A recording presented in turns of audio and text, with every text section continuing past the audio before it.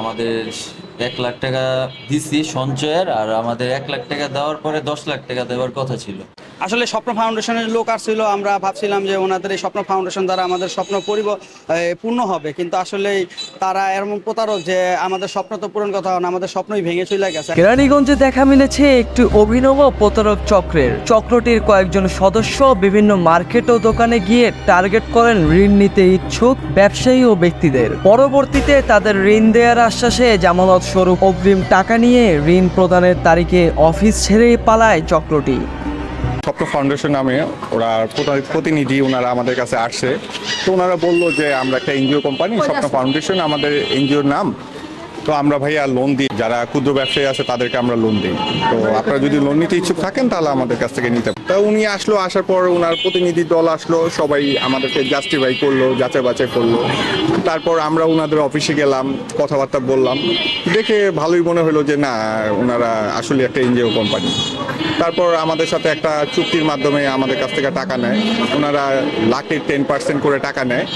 তো আমরা আবেদন করলাম, আমি আমার একটা ছোট ভাই, আমরা দুজনে আবেদন করলাম। সেই আবেদন পরিপ্রেক্ষিতে তারা আমাদের কাছ থেকে অগ্রিম 50,000 টাকা নেয়। তারপর আমরা তাদেরকে টাকাটা দিই, তারা আমাদেরকে আজকে লোন পে করার কথা ছিল। তারপর আমরা তার অফিসে যেয়ে দেখি যে তার অফিসটা তালা মারা।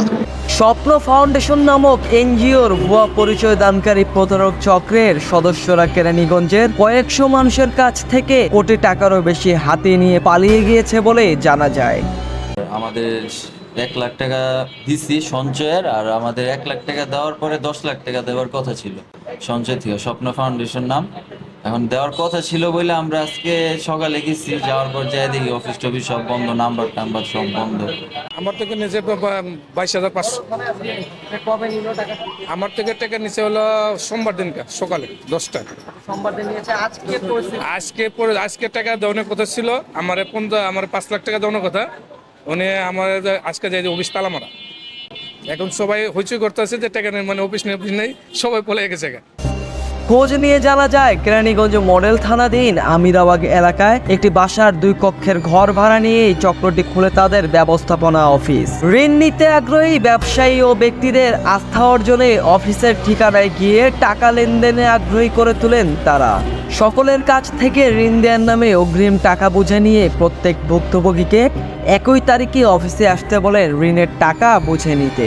অথচ তার আগের রাতেই অফিসের তালা ঝুলিয়ে পালিয়ে যায় চক্রটি। এদিকে বাড়ির মালিক মোহাম্মদ জনি বলছেন, ঘর ভাড়া নেওয়ার সময়ও চক্রের সদস্যরা কৌশলে এড়িয়ে গিয়ে দেননি নিজেদের পরিচয়পত্রের কোনো কপিও। আজকে সকালে জানতে পাইলাম যে ওরা এরকম বিভিন্ন লোকের টাকা পয়সা নিয়ে ভাগছে। আমার অ্যাডভান্সও করে নাই, আমার সাথে আমার কোনো পেপার টেপারও দেয়নি। এই স্বপ্ন ফাউন্ডেশনের প্রতারণার শিকার হয়ে বেশ কয়েকজন ভুক্তভোগী কেরানীগঞ্জ মডেল থানায় লিখিত অভিযোগ দায়ের করেছেন বলেও থানা সূত্রে জানা যায়। স্বল্প লোনের মাধ্যমে স্বপ্ন পূরণের জন্য ক্ষুদ্র ব্যবসায়ীরা গিয়েছিলেন স্বপ্ন ফাউন্ডেশনের কাছে, তবে তাদের স্বপ্ন পূরণ তো দূরের কথা, স্বপ্ন ফাউন্ডেশনই এখন পলাতক।